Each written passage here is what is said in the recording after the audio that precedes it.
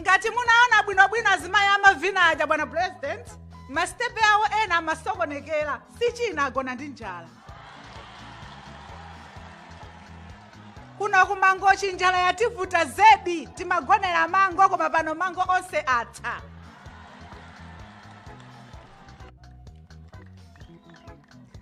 Tithokoze kwambiri bwana president kuti munatitumizira fetereza otsika mtengo.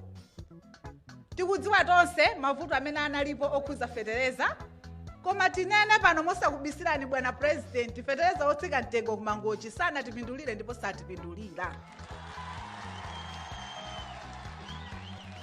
Izi ndikunena chifukwa anthu amene agule fetereza otsika mtengo ndi anthu ochepa, chifukwa anthu ena amene alandira makupuniwo ngakhale 15,000 yoti akagule thumba limodzi la fetereza sakuyipeza.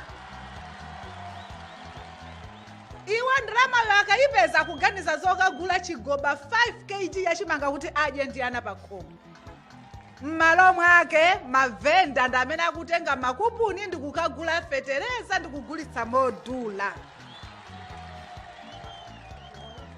Ngati atsogoleri tiyeni tipeze njira yoyenera yoti tathandizira Amalawi m'dziko muno.